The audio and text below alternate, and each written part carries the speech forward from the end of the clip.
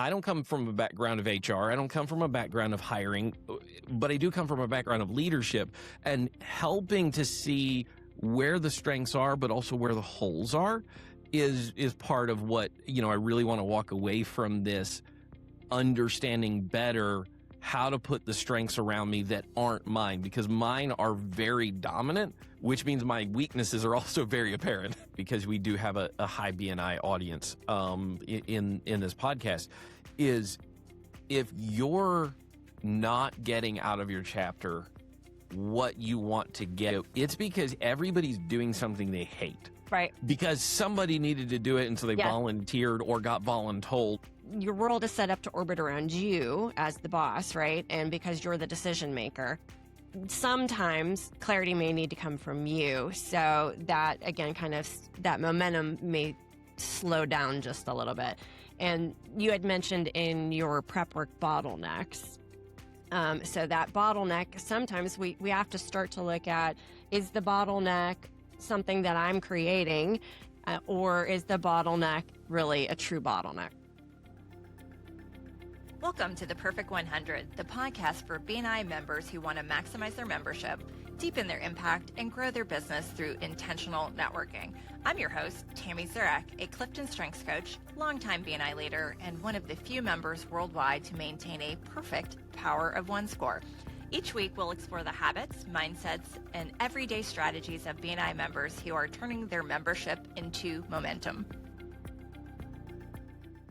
Hello, and welcome back to a very special episode of the Perfect 100.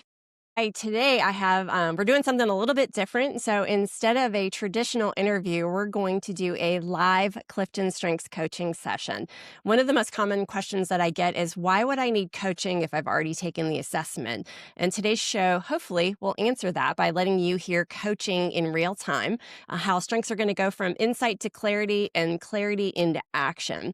A little bit about my guest today. He has graciously offered to let you all be a fly on the wall for part of his session. He's actually purchased 2 sessions, and this is going to be the first in that series that you get to listen to. But Aaron and his team produce and edit my show here, and other podcasts as well. But he is also a nonprofit leader, a business owner, a ministry leader, husband, father, and longtime BNI member. He has served as chapter president, and I also had the pleasure of bringing him on the team in the past as a chapter success coach. I noticed right away when I went to visit his chapter how he naturally understood leadership, systems, and performance, and I was thrilled to add him to the team when I was in charge of it. His responsibilities grew across his business, his nonprofit, and ministry, so he made the decision to step away from that chapter success coach role because he was stretched a little bit too thin, and that decision reflects self-awareness, and that is going to tie directly into what we're going to explore today. So Aaron had sent me his pre-work. I have everybody I send some questions and they do some pre-work before we do a coaching session that allows me to kind of give direction, and I'll have more insight into what we're trying to accomplish during our session. So that said, we are not going to solve all the things today, and certainly not in just this portion that you're going to hear today on the podcast, but we're going to attempt to identify leverage and some principles that will apply to all teams, organizations, nonprofits, and BNI chapters. And because most of you listeners are probably BNI members, I'm going to probably point out some parallels as appropriate while we're talking about things. So welcome, Aaron, and thank you so much for allowing my audience and your audience, because you produce my podcast, to be a fly on the wall for your session. Hello. Well, thank you, Tammy. It is truly a pleasure to be on the podcast. We have, myself and my team, we've been thrilled to be a part of your podcast journey. And I still remember when we were briefly discussing having a one-to-one and just talking about some of the things that I was planning on doing in my business. And I think you had visited our chapter recently before that. And so we were just discussing things, and you were like, wait a minute, that sounds like exactly what I need. And when it comes to coaching, I was really excited to do this because I've done a number of personality tests before, and see the value of understanding what people should be doing because of what they're good at and what comes naturally to them. And a piece of advice that a good ministerial friend gave to me years ago, almost a decade ago, is he said, Aaron, when I was maybe 23, 24 at the time, and he said, when you're in your 20s and 30s and 40s, he said, lean into your strengths, find what you're good at, and focus on your strengths. He said, you're going to have weaknesses, and you need to understand them, but don't spend all your time on your weaknesses. Build your strengths when you're younger so that you can accelerate that. He said, because, when you're in your 50s and 60s, you're finally going to know something. You're Right. finally going to have experience, and you can expand on your strengths if you've spent time building them with experience. And he said, finally, when you're in your late 60s and 70s, people finally will listen to you. Yes. And so, I've taken that and thought through that through the years. And so I've always tried to focus on learning more about me so that I spend less time doing the things that I really shouldn't be doing at all, and more time doing the things that I am doing. But one of the things I also wanted you to do, and we're going to discuss, I'm sure, is the fact that I had you do the top 5 for my entire staff. And the reason is because I want to better understand not just what makes me tick and how to use me in the business and in the nonprofit and across, my life. But I also want to make sure that we're using the people who work with us and work for us to their best strengths. Yes. Having been in businesses where people were assigned to do things that they never should have done and made every day of their work life miserable is something I've never wanted to do, because I've watched it happen, and I thought, that's just a horrible thing to do to people, is force them to work in their weakness every single day as opposed to working in their strength. Yeah, love that. Yeah, it's a lifelong journey. I was fortunate enough to start out my career knowing, having some assessments and understanding what those were. And if you listen to the podcast, you've heard me talk about them aplenty.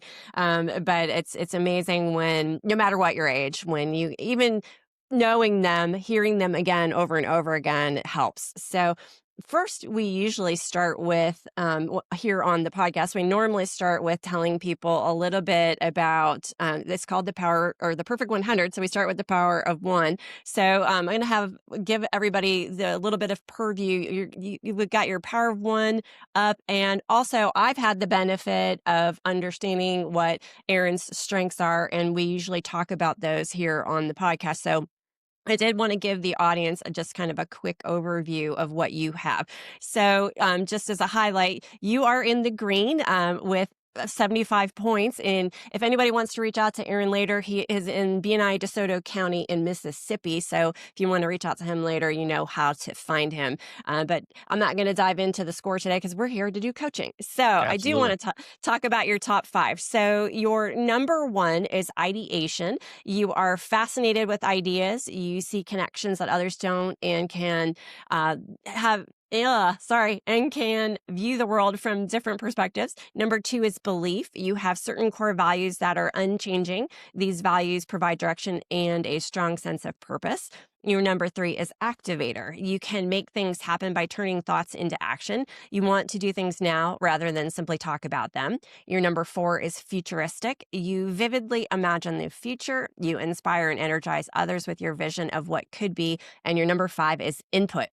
You have a need to collect and archive. You may accumulate information, ideas, artifacts, or even relationships. And then I want to roll over to your full 34, because typically when I do a coaching session, I can do them from just your top 5. It is much better, though, to have the full 34 because you get the full depth of information about yourself. So the top 10 really inform what you're doing on a regular basis. You live in your top 5, and then your top 10 are kind of your go-tos on the regular basis. And then 11 through 34, you fall into your 11s and your 12s on a fairly regular basis, and on down to the bottom where they're just not necessarily what you do all the time. You can do them, you just don't generally. If I could interrupt you there and Yes. just say something to your potential clients. If you are in any form of leadership role, do your top 34, do all 34. Because yes, those top 5 were enlightening, but the top 10, those last 5 really painted the entire picture where, that top 5 gives you the picture, but it's kind of like seeing 3/4 of a picture and you're kind of sitting there wondering what the rest of it is. Yes. And everything else below 11 still helped me to better understand why things are the way they are. So first I will react to getting the report, because I'm sure at some point you were going to ask, but it having done personality tests before, I always felt like they nailed me, but this was so much deeper in its personalization and its understanding and bringing out so many things. Like the belief one hit me really hard, because of just how I think about things and how that's affected everything about my business.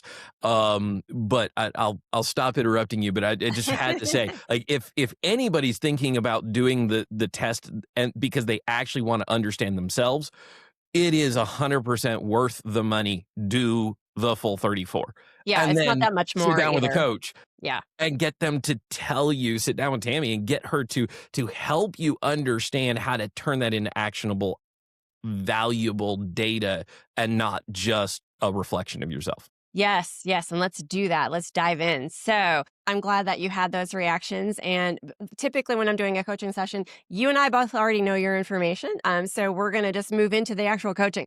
So I wanted to start with what, if we were going to, we're going to try to get an hour in here. We might not run a whole hour just because we got a little bit of a late start. But tell me, if at the end of this session, what would feel different in your head afterward if this hour is successful?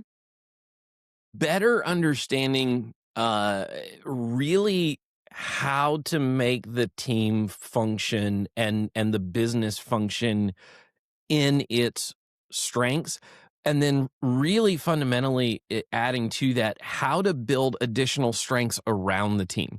Knowing mine is important, but not intuitively knowing somebody else's and not really knowing how to ask the right questions to get to those answers. But then, when you're trying to grow a team, which I'm sure we're going to go into, we're trying to scale at this point, going from about 6 staff members to the goal is about 25 in the next 2 years. And doing that, when I don't come from a background of HR, I don't come from a background of hiring, but I do come from a background of leadership and helping to see where the strengths are, but also where the holes are is part of what, I really want to walk away from this understanding better how to put the strengths around me that aren't mine, because mine are very dominant, which means my weaknesses are also very apparent. Yes, and we're going to talk more. So because this is your coaching session, we're going to talk more about that. So yeah. So of all the things right now that you're carrying, what feels the heaviest? Probably it's and this won't surprise you having seen my report, it's the minutia, right? I really do not do well with things that have to be done every single day or every single week.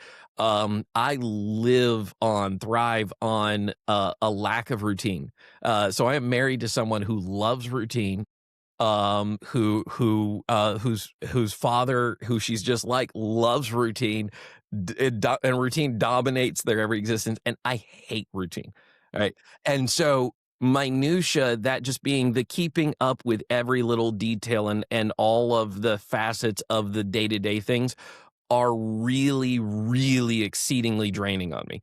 And I have to fill my schedule with things that give me energy back, because that is 100% a drain.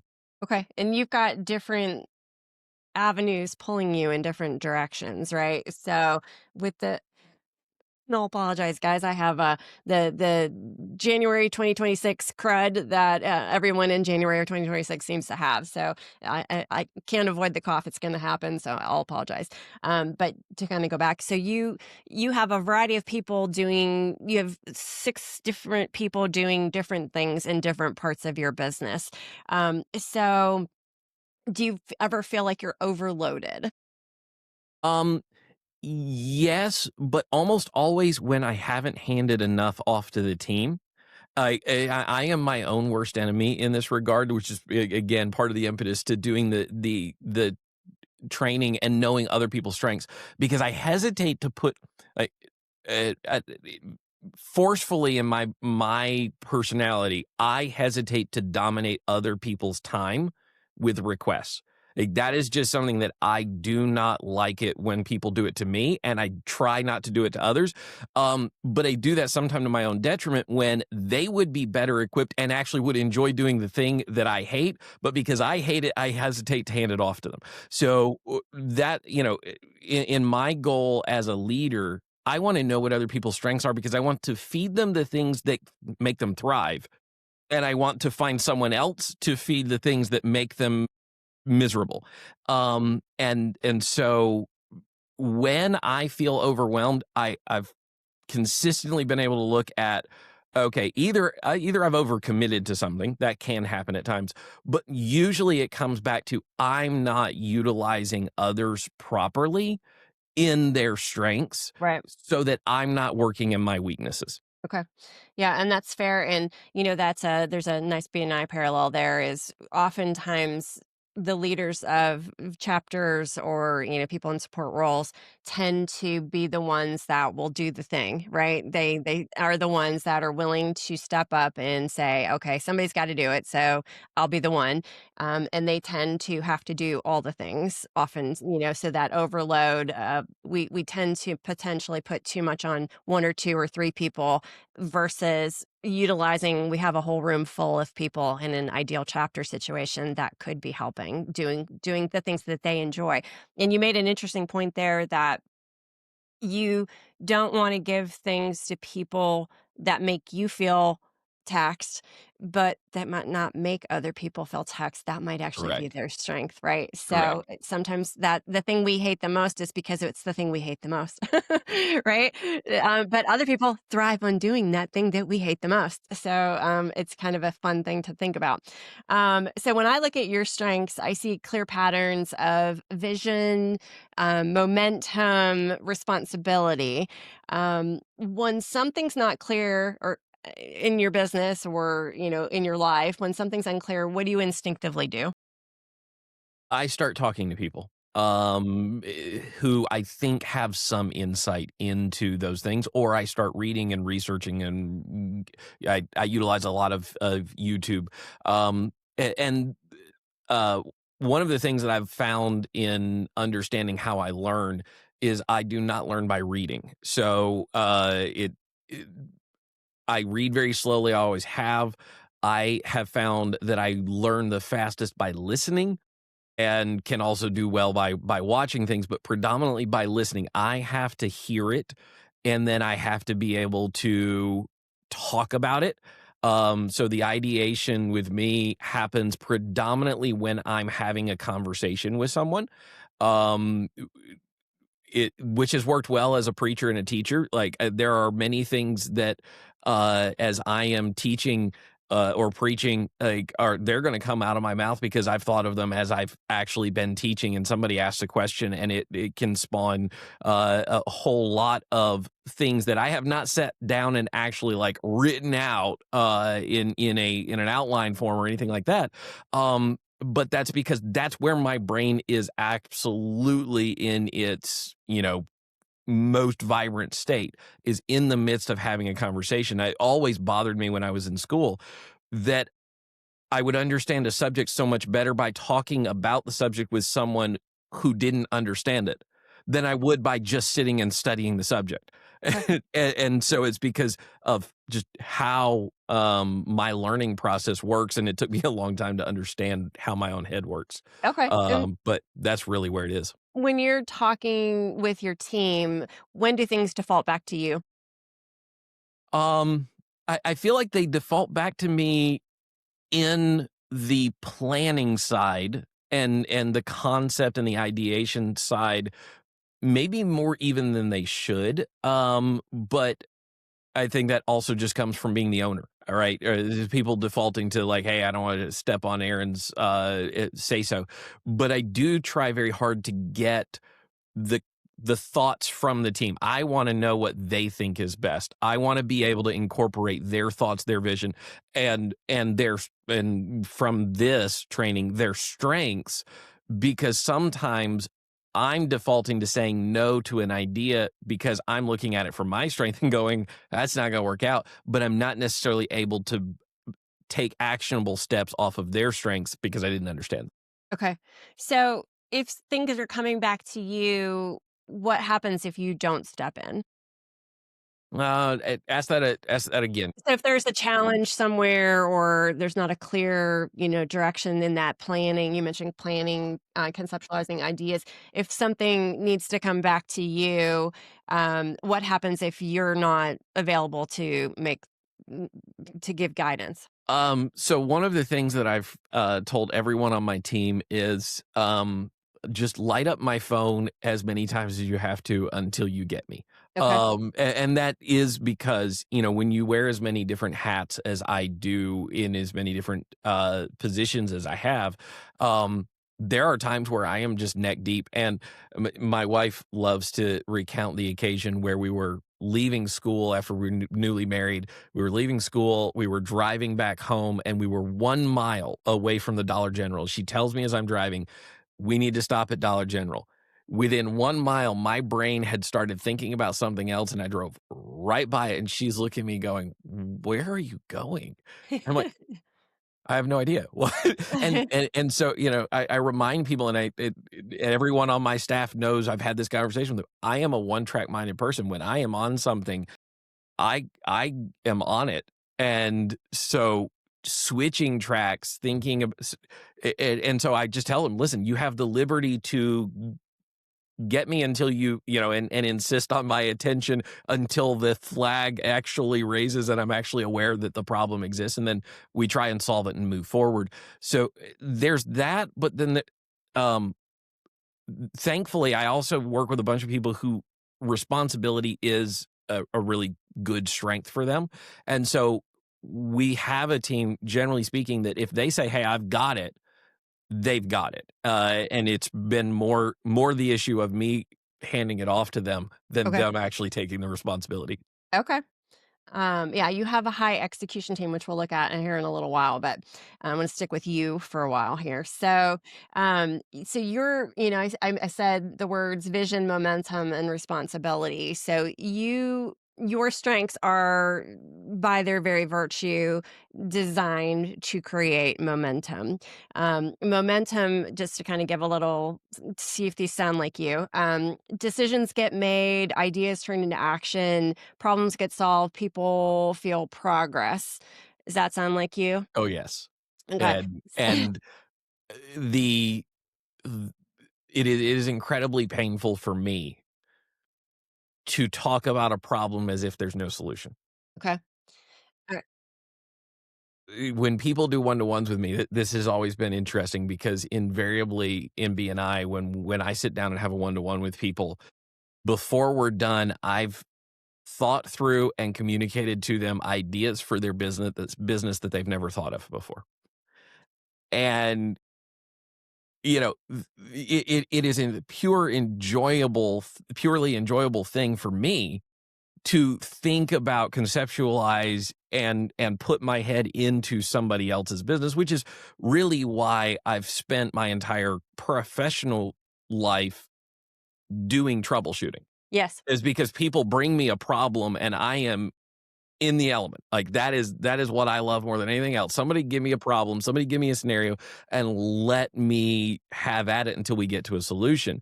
What is much harder for me is turning that solution into a process that is repeatable step by step by someone who wants to just do the same process every day. Like I want to solve a problem and automate the solution so I Right. never have to touch it again. Yes. Which is not possible with every problem. Join the Art Academy in Memphis. Master the skills needed to create stunning, realistic oil paintings. With expert instruction, you'll refine your craft. Enroll today at artacademyofmemphis.com.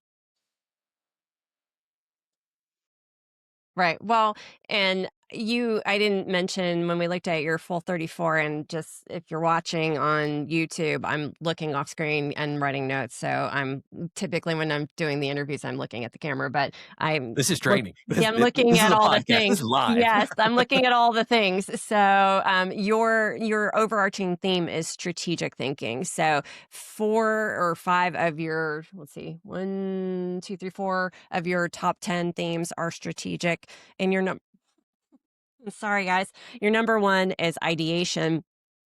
So that is, you can't help yourself, right? And I also share those things. My number 1 is strategic, and I have high ideation. But I have an influencing theme. So I come at it differently, but similar to you. And I have that same challenge. I've learned to work through those things in my life.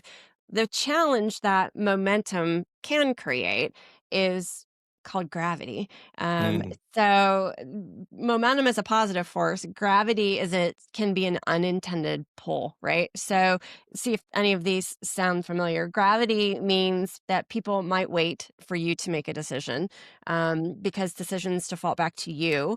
Questions come to you first. Ownership, in a gravity situation, ownership may drain from others because it lies with you. Momentum feels good because momentum gives you feel responsible, you feel necessary, you're getting results. Gravity can go unnoticed because it feels good to be needed. It feels efficient, but it also can create dependence. Does that Right. ring That true? sounds, yes. And there are times where, um, and this is not a negative at all on my team. Um, there are times when they bring me hey, can we do this? Should we do this? Or the client asked for this. Is this okay? And I'm going, yeah, if it's best for the client, do it. Like, why are we having this discussion? And that helps me to understand why it is. And partly it is the force of my personality. And I want to help them understand that I want them empowered to take action if it's in the best interest of the client. I want them to be able to just take it and go. Now, part of that is because I readily recognize that I am a do first, ask permission later type of person. Right. And so I have to be, and I do try to be more intentional with backing up any decision that the team has made, if they've made it in the best interest of the client, or or in some rare scenarios in the best interest of the company because of how the client is behaving, or what Right. have you. But my default is, if that's what you said we were going to do, then that's what we're going to do. And maybe that's come a lot from working in businesses where it felt like someone had the authority to make a decision until they actually made the decision, and then the authority above them came slamming down on their Right. head as if, wait a minute, you don't have any authority whatsoever. Right. And I would hate to work in that environment, and I would hate Right. to be that boss. Right. I would rather solve the problem that may be generated by the decision than not have the decision made. Right. And that's fair, and that's good. You want that. The challenge that someone with your set of strengths will hold, and because you don't have, when we look at your team, we're going to look at a team grid here in a little bit. You don't have other people that have similar sets of things to you. Your team largely sits in different areas Mhm. from yours, which is Right. great because you're running the show. But we also don't have others that share those same set of they haven't had that experience because Right. that's not their thing, right? So they're not necessarily going to, until we plug into what their strengths are, and we maybe look at your own set and say, okay, where am I contributing to this? Then we stay where we are. right now, be and this can be bits and pieces. It may not be all in, but your world is set up to orbit around you as the boss, right? And because you're the decision maker. Um, sorry. Um, Sometimes clarity may need to come from you. So that again, that momentum may slow down just a little bit. And you had mentioned in your prep work bottlenecks.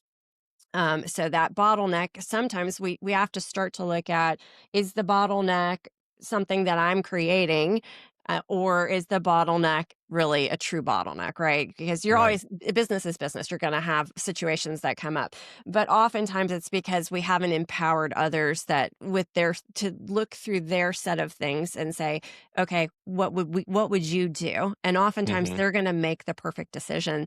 It wouldn't be the decision we would make, but it would be a good decision regardless, right? And you can't move forward, and from a scalability perspective, if you're tethered to reach me, just keep trying to reach me, Right. because Right. that might stall. That's gonna progress will not move forward. Um, how does that feel? Um, it feels right. One of the things that it really impacted me, and it was thinking about it as you were talking about that was, um, one of the interviews that you had.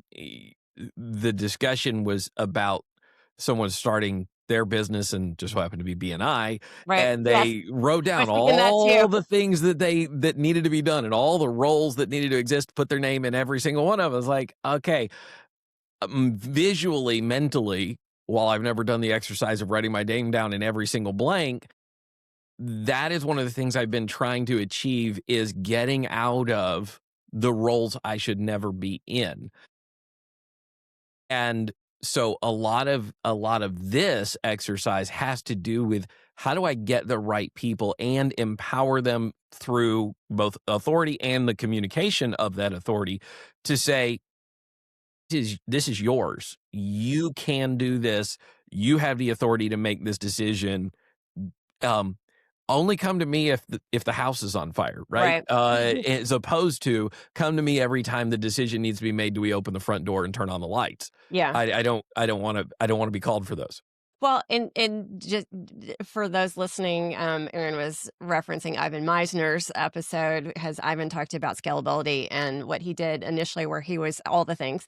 And it's not necessarily that you just hand it over to them and let them decide. And we're going to have the benefit because you've done the assessments. We're going to look at what their strengths are and then what can we give to them based on what they do well, right? And people thrive in that. It's not right now your system sounds like it may be they need to get a live answer from you, but we want them to maybe present answers based on what their strengths would be in that situation because they have them and you've put them in roles. And the other thing I'll make a point here is that we're not looking for a certain set of strengths for a certain role. We're looking at what are the strengths that people possess in the role that they're in. It's two different things. We're not necessarily saying, I've got to have somebody like me that can make those decisions. I've got to look at the people that through what they have and then let them make the decision based on what they're good at, if that makes sense. All right. And this is also a parallel to B&I because ownership doesn't spread if everyone's holding it at the top. Does that make sense? So if you're sitting in your chapter and you're the president, or secretary, treasurer, vice president, and three of you are working as a unit, but nobody else is supporting you, then that's a problem, right? Right. Because what happens at the end of the term? Who's going to do it? So, and we've all been there. And I sat in I was in a meeting this morning where that was coming up. So what happens to your time when you are the default? When you are the person that has to answer the questions, what happens to the time? I spend a lot of time doing things, thinking through things, and trying to find a solution to something that doesn't drive the company. For 5 years, we did 100% gross revenue increase year over year. well, 4 years in a row, and then 80% the year after. Nice. We went from 0 employees to 6 employees. And the result of that has been we have a much bigger impact in the world around us. The negative of that has been, I realized as we kind of hit that 4th year that I was doing things the way I would do them, Hmm. and it wasn't working for other people. And so we've spent a year and a half almost really rebuilding the company around systems and processes that can be sustainable, but wouldn't be Aaron's way of doing things, so that we can actually scale and grow in profitability. And one of the things, I sat down with a professor of business about 6 months ago, and we were talking in a nice 3-hour long conversation, because I don't mind those, and he didn't either. And so he started asking me a series of questions, and I don't remember all of the questions, but he asked me question after question after question, just picking my brain about my business and myself. And when we got done, he said, in that part of the conversation, he said, "Aaron, you probably didn't necessarily know what I was going for, but I've literally just asked you a series of questions to identify which aspects of being a manager your strengths lie in and your talents lie in." And he said, the answer is none of them. You are not a manager. Don't try and be one. Right. And it was like kind of this getting run over by a truck moment, but at the same time, like a complete relief, because I always felt like, you know what, I am a horrible manager. Yeah. And certainly having had that plus this CliftonStrengths, I'm looking and going, that's because I should never be one. Right. I should be empowering people where that would be their talent and their strength, and then getting out of their way and backing them up. Yes. You're you're the visionary. You're the one setting you're setting the tone and creating, where are we going? You're the strategy, you're the future. You're seeing the writing on the wall. You're just bringing people with. But they need to be brought along, right? So when there's an urgency to reach you, who benefits from that? No one. Okay. No Correct one. answer. Yes. And and the follow-up question is, who doesn't grow when you step in quickly? Everyone who's not being empowered to take that on. Right. Yeah. Yes, you're picking up what I'm putting down. So your your strengths aren't your problem. The guardrails might be, kind of the challenge that we need to look at. So if you think about your strengths, um, there can be a trap in having, what are our strengths? It's what we need to look at is how do we use them in a way that doesn't prevent other people from doing what they do, right? When you do all the work, or if you're setting the tone, you're the center of gravity essentially.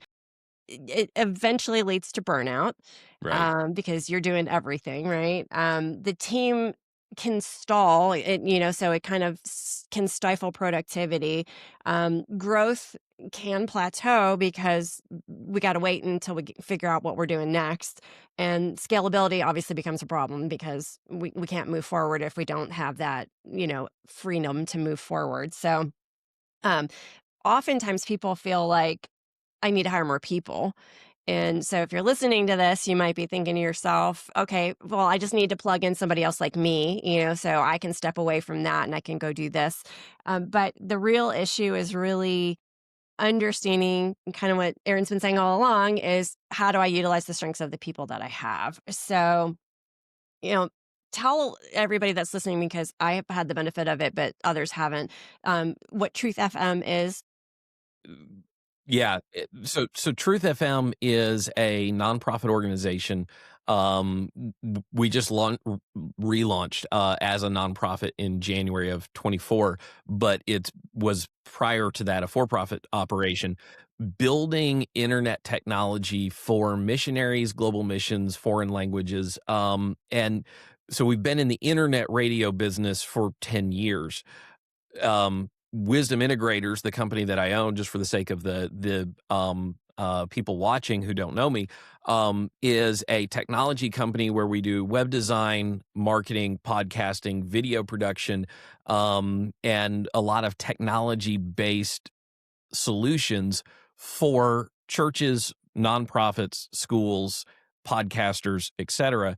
And really where we're moving to is Truth FM is launching an initiative, and has launched an initiative to basically launch media operations in 50 different languages in the next 2 years, other than English.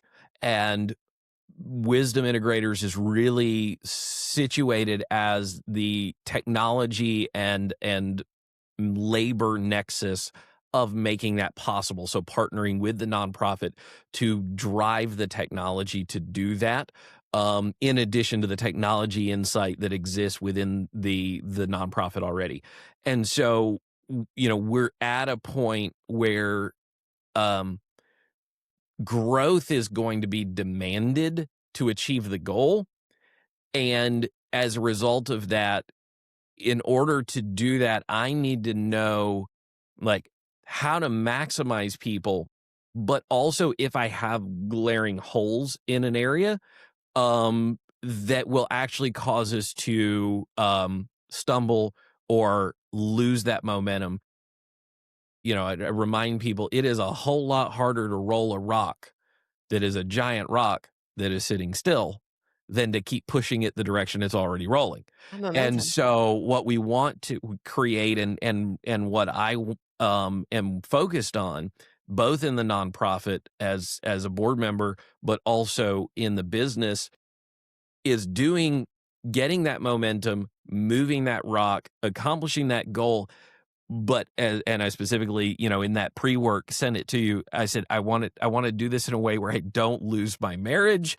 And I'm the father of 3 boys, one of whom is 15 right now, one is 13, one is 8. Like, I can't dedicate every waking hour of my life to this goal, to this nonprofit, to this business, because I'm also a full-time preacher. And so doing all of these things means I need a team moving in the right direction. I need people running in their strengths and not deferring back to me for every solution, but instead me helping them move the thing out of the way that's in the way if there's something that happens like that, or helping them see the vision, helping them see where we're going, and bringing their insight and wisdom and knowledge into that. So the technology is the nonprofit the goal is to provide them the ability to spread the word with the technology. Is that Correct? Okay? Correct. So, this would involve, just to use an example. So we've got a guy in Albania who happens to be part of our staff, but is a preacher and a minister in Albania. Works with a lot of people in his community who are blind, but then also works in that language. So he teaches and preaches in the Albanian language. We're facilitating him recording that material, taking that, turning it into podcasts, turning it into YouTube videos, turning it into video production and internet radio, so that is broadcasting and working 24 hours a day, 365 days a year, even while that person is sleeping. And so we're the technology nexus, the knowledge nexus to make that happen. But we're also the training, the education, the insight into how to make it sustainable. And then we're doing that again and again and again in country and language after country after language. So you're employing, essentially, you're going to have to employ people to support that whole structure, so that and teach people how to do it and then get the word out, right? So and if you're employing, so to speak, you mentioned a minister, or is he a minister? Yeah. Those I'm guessing that those are the kinds of people that tend to overgive. So this can also set you up for mission driven is often that we're overgiving, right? And so we're circling around a similar issue, right? Is that if we overgive to too many things or we don't utilize, because you're going to have to create little substructures for each of those people in all of those places. We've got to manage that. So um, capability is different than capacity, and that's where we have to look at. We can do it, but do we have the capacity to manage all of those things? And if not us, then who, right? So at this point, let's bring up the team grid. And if you're not watching this on YouTube, that's where you're going to see it. If you want to hop over to YouTube and watch, you can see this. I can't visually talk you through it, so you'll have to just go and look. But I'm going to ask Aaron, what do you think when you see the team grid? I don't think you've had the benefit of having your eyeballs on it yet. So, first thing, the way my brain works is I look for holes. And so I see a pretty big hole in the influencing side. And I see a domination in execution, strengths in relationship building, which doesn't surprise me because I tend to attract people who are able to communicate. Communication is a huge thing for me, and so if somebody can't communicate well, they're going to fall off of my radar pretty quickly. And so, looking at this, I see communication and execution, and I see like here in the orange, we've got an absence of this. Right. Well, and and that's normal, right? The reason this grid exists and that it's in colors is for those reasons, for you to recognize, and you have high strategic themes, so that means you're going to see patterns really easily. So most people looking at this would have the same view as you, is, oh gosh, I don't have any influencing, I don't have enough influencing because I'm heavy in the other areas. But what you do have, and what we want to focus on is what you have, right? So you have strong relationship building and executing. Off to the right there, you can see that the tallies, the relationship building is 15, executing is 14, strategic thinking is 10, and influencing is 6. So those are the overarching themes. Each of the strengths fall under a theme. If you're, haven't done the assessment yet, you can kind of see later, if you do one, what you are. And you guys are most solid in the relationship building and executing. So that doesn't mean you're weak. There's not a weakness here. It just means that you're a supportive, service-oriented, execution-capable team, which is kind of what you guys do, right? That's kind of the crux of your business and your nonprofit. So staying ahead in a world driven by technology is key. At Wisdom Integrators, we don't just solve problems, we create opportunities. Wisdom Integrators, connecting your world, solving your problems. Although this makes me want to have everyone's 34. Right? Because I'm looking at this line and one of the reasons why I told you I wanted to do this episode, not just to do the coaching, because I could have hired Tammy to do the coaching, right? And we could have sat down in private and done this. But as a BNI member, I wanted people to understand the value of what Tammy does.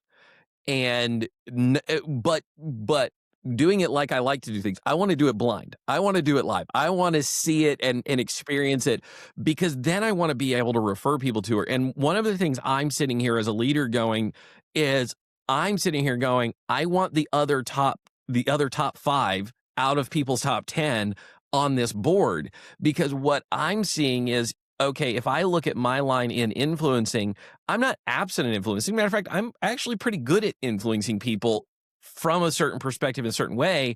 But those secondary traits in the top 10, command and self-assurance, live in the influencing category. But if I'm only seeing the top 5, I'm seeing, again, 2/3 of the picture, but not the entire picture. So as someone who really wants to communicate to leaders the value they could get from working with you, let me just say right now that obviously we all have budgets we have to hit and dollars we can spend on things and can't, but do people's 34.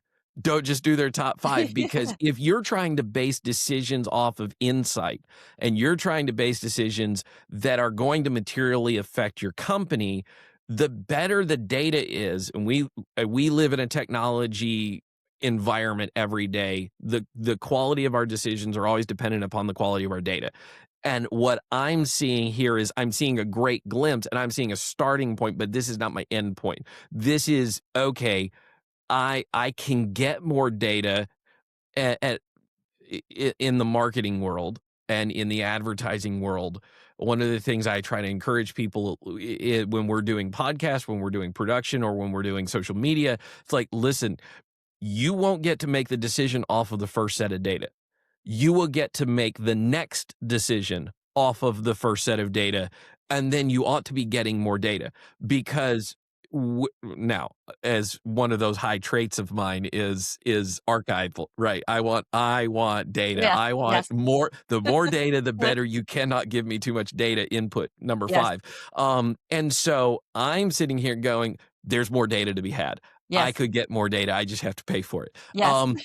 And paying And for it I'll- is not a negative. Yeah. It's, I needed to know the value first. And quite often with our clients, we have to introduce them to the value before we can get them to buy in on building off of that value.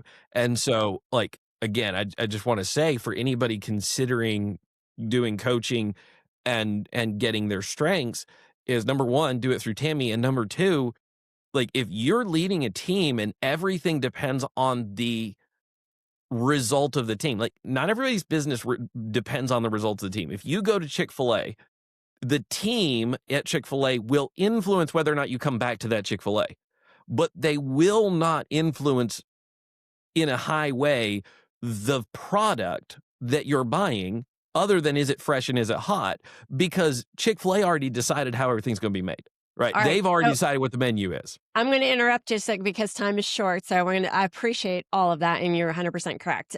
More, I think, and when it comes to this, I think when it comes to everything, but I'm a big fan of the more you know, the more you know. Yeah, Mhm. especially when it comes to your team, because this isn't just data for data's sake. It is what makes your people tick, and what makes you tick, more importantly.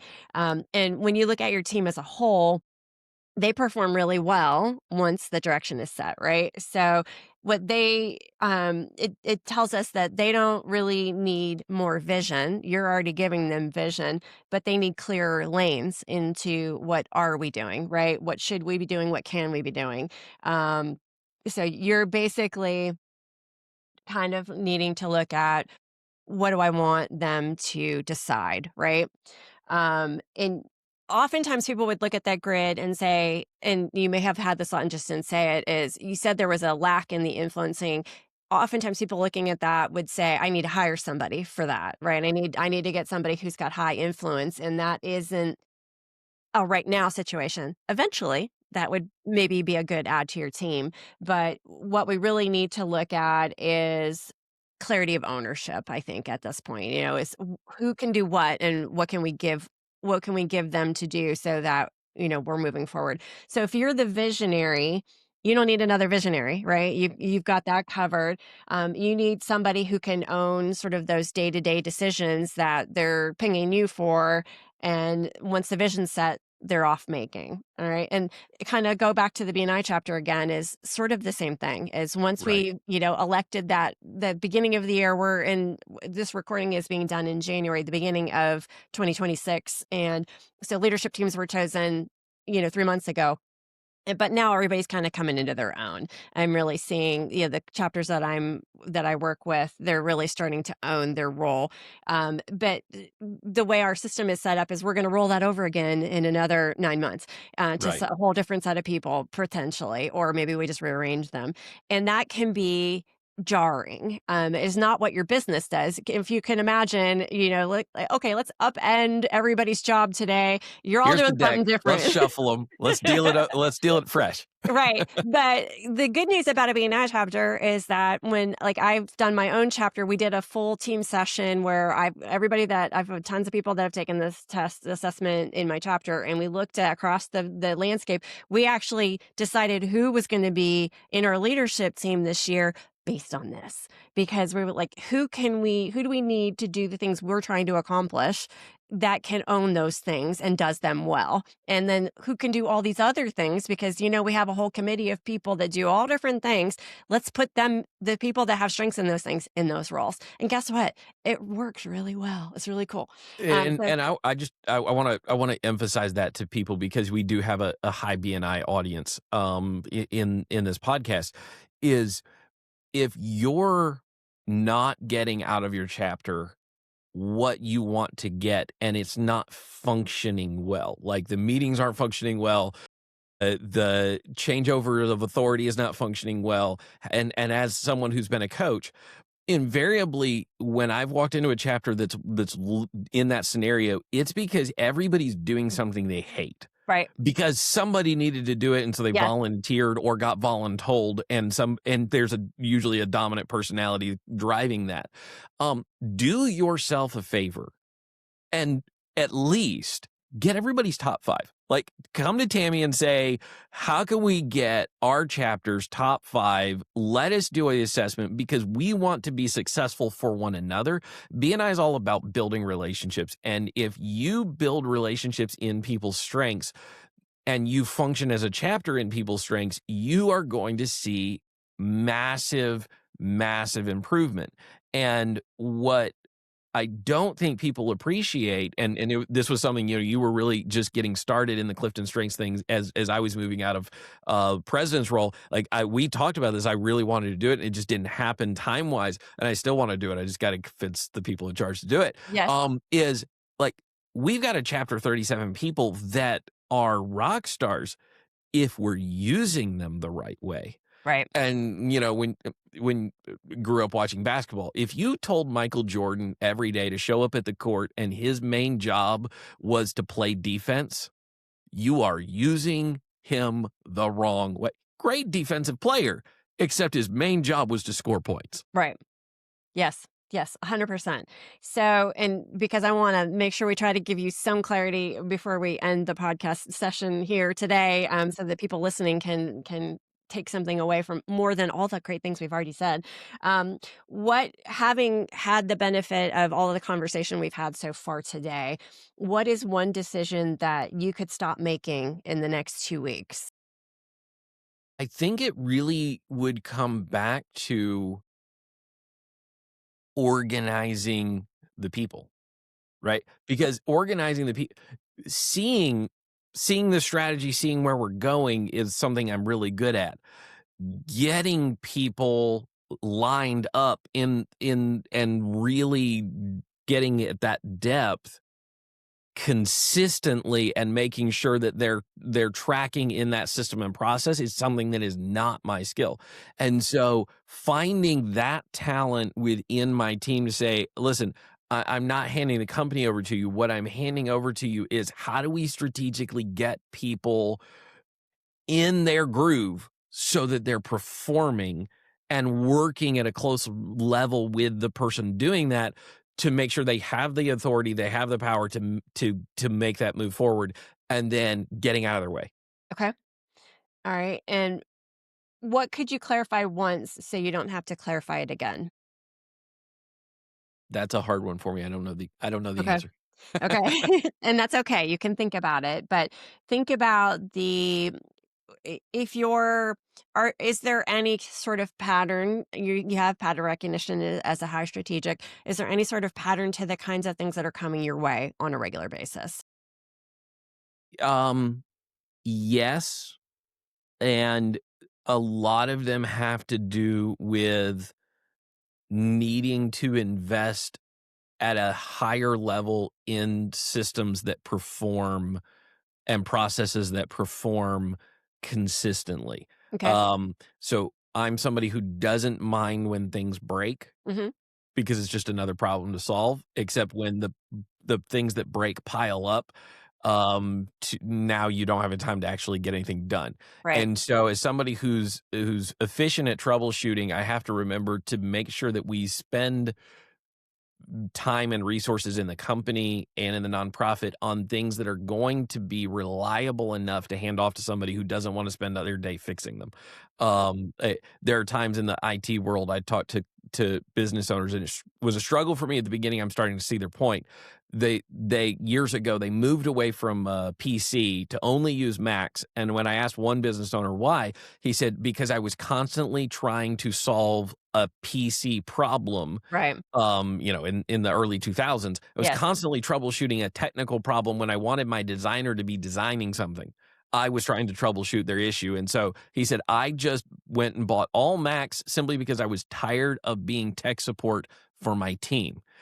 And while many things in the technology world are different today, the reality is I'm looking at our services and going, if I spent less time troubleshooting XYZ service, we could spend more time growing the company and doing the things that matter, because that's not the skill set of my team, troubleshooting those problems. Okay. So, so if you think about it, I was actually just listening to, I'm a big fan of Stephen Bartlett, and he was talking about pushing paper walls. And pushing paper walls, what he means by that is most people run into a problem and they hit a wall and they stop. Other people, and I tend to be one of these people, which is why it resonated with me, see the wall and push and say, why, we've always done it this way is a big one in BNI. We've always done it this way. So why would we change, when we're trying to get them to do the right thing? Well, we've always done it, which is the wrong way sometimes. Why would we change? Well, why, the why is the problem. So in that scenario you just gave is if technology under wrong technology or lack of technology is the problem, then what can we do to fix that once, or so it's done and one and done, and we know that that's always going to be the fix. So, and I don't know if that's the thing for you, but think about that. What if you could fix the one, if you could clarify once so you don't have to clarify again? I think that's going to free you up. And is there a place where are there any scenarios now that are happening for you that you could pause before you activate? Because you have high activator. Number 3 is you just want to go and do the thing. When somebody's coming to you, does it always have to be you doing the activating? Got it. I think that's one of the things we've gotten better at in wisdom integrators, and we need to do more in Truth FM. Obviously, since I'm in so many different things, my brain's going across those things, and I Yes. default back to wisdom. But a lot of times, especially in a nonprofit, for people who've never worked in a nonprofit or people who lived there, y- you live in 7 different hats, right, all the time, because that's what you have the funding for. But one of the things that I think is important there is like, do we have resources that we're not tapping? Is our volunteers are not something you have available in a for-profit business. The volunteers are something you have available in a nonprofit business. You have people who like, I want to share the mission. I'll do it for free because I'll donate my time. So give me something to do, and getting me out of the role of doing everything because I don't ask someone for help is ultimately the thing I'm always coming back to, is like, okay, um, challenging myself to pause and go, okay, is there someone who can do this 70%, 80% as well as me, but is not me? Right. So that I'm Yes. not doing it, not in a selfish way, but because honestly, I may think they can do it 80% as well as me, and they may be able to do it 110 times better than me, because it's not my thing. and I shouldn't be doing it. So I don't know about a specific example, but I think in Truth FM, like building the surface for people to stand on and accelerate that growth is really where that opportunity is. Awesome. Yeah. To over kind of wrap this up in a nice big bow is this isn't about slowing down who you are.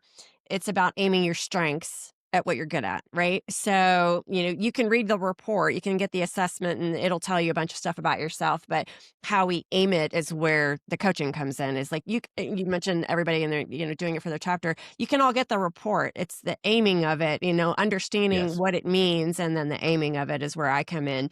The knowledge is good. It's just a starting point.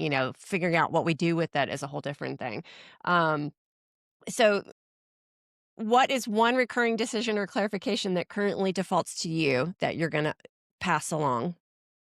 Just so we have a final. Yeah, I think one area that needs to happen is on things like, in wisdom, it would be quoting and estimating, right? That's one of the things I've really noticed is like, I can do it and I'm horrible at it and I hate it, right? Mostly because I have a really bad tendency to underprice my own value.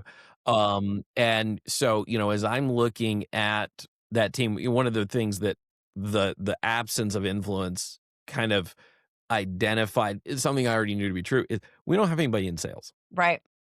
right? Because a salesperson is usually a high Yes. influence person. Yes. And it's very noticeable that we don't have somebody in sales and that I Yes. do most of the sales. And as a result of that, we could actually perform way better if I wasn't doing sales.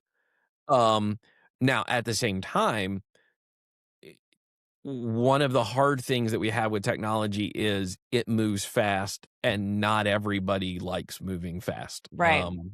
I'm married to a person who doesn't like change at Well, all. So, you do have, just to pause you there for a second, is you mhm, do have Alton and Bobby are both high woo, and woo is winning others over.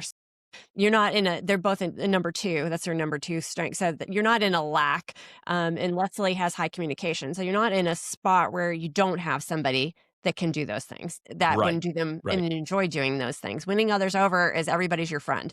And I'm going to win you over no matter what. So, we're going to be buddies and then we're going to make it happen. So you've got those people on the team. So just for. Learning how to use them. Yep. Yes.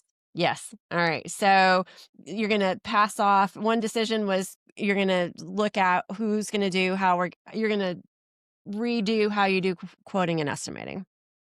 Okay. And that ownership goes to who?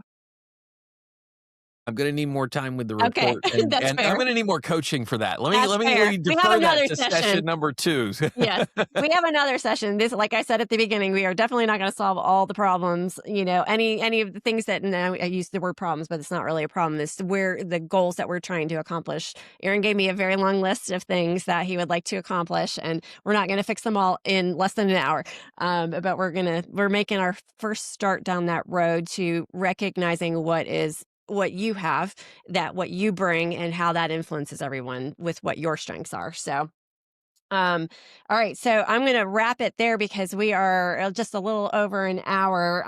But I want to thank you, Aaron, for being vulnerable and sharing all of that with us. I know it's not necessarily the most comfortable thing to share, all about your business, with everyone in the whole world and, all across the world, because we have multi countries listening, as you know. But if what you heard, taking the assessment, it's just the first step. If you want to do more, get more clarity, all the things that come with sustainable leadership, this is the way to do it. You can take the assessment, reach out to me for more about the coaching. But if you're leading a team, a nonprofit, a BNI chapter, the principle is the same. No matter what you're accomplishing with people, we all have strengths, and utilizing them is where we're all going to be happier. And when we're happier, we're more productive. We all make more money. We all have a happier life and everything is more wonderful. They have to be deployed, though. If we just know what they are and we're not deploying them, it's not going to be helpful to us. So I will say that I wanted to leave an anchor with you for your overall arching theme is strong leaders don't burn out from weakness, they burn out from overuse. So if that resonates, I think as I was reading through all the things for you is you're doing a lot. You've had amazing growth and amazing success. And the next level is just beyond, over that little hill there. And I appreciate that you're giving me the opportunity to give you, some insight into how you're going to make that better for yourself. And then everyone on your team will be happier because they're going to get to do what they want to do. And we'll carry that on in our next session. Any last parting comments from you? Well, I just wanted to add, for somebody thinking about using Tammy, it is one thing to sit down with the data. It's one thing to see the information. It is another thing to delve into experience. And what you mentioned in the opening about when you were leading the team of BNI coaches here in this region, and what changed for me when we had our very first interaction. You came to our chapter and you did some training when I was in the VP role at the time, or membership committee. I think I wasn't even at VP yet, but I immediately identified that you had a better grasp of what we were all trying to accomplish than I did. And so I pursued the opportunity to be a coach because you were someone that I could learn from and develop my understanding of. And what I challenge people who are in leadership roles and running businesses is there are people who know things that you need to know. And Tammy's one of those people. So if you're going to invest in success, because nobody gets successful unless they invest. If you're going to invest in success, invest in yourself by putting yourself around people who know what you don't know and can see what you can't see. Because when you do that, you become a better you. Absolutely. Love that. Thank you so much for that. And back at you is, one of the things I wanted to do that was spread the love, I guess is the best way to put it. I know that I'm most successful when I'm sharing what is helpful to people, to more of them. So the podcast was the means for me to be able to reach more people with, things that I know and things I can help people with. So I appreciate that. And you providing a wonderful platform. If you're looking to do a podcast to speak for yourself, I highly recommend Aaron. And if you're in your nonprofit, give me the name again. Truth FM. Truth FM. I couldn't think of the Truth. The Truth FM. This is a global podcast. Anybody can be listening. So if you're interested in knowing more about that, also reach out to Aaron. And if you found anything useful that you heard in this, I would appreciate comments below. Would really even more appreciate if you subscribe and, hit that like button, all the fun things that make the algorithm tick so that we get more people to see all the wonderful things that we'd like to bring to you. And for that, I'm going to leave it there. And thank you so much for tuning into the Perfect 100. Thanks for listening to The Perfect 100. If today's episode sparked a new idea or inspired you to show up differently in your chapter, share it with your team. And be sure to subscribe so you never miss a conversation. And if you're curious about your own CliftonStrengths and how to bring out the best in yourself or your chapter or your business, head to TammyZurak.com to learn more about building your superpowers into everything you do. Keep showing up, keep connecting, and keep building your Perfect 100.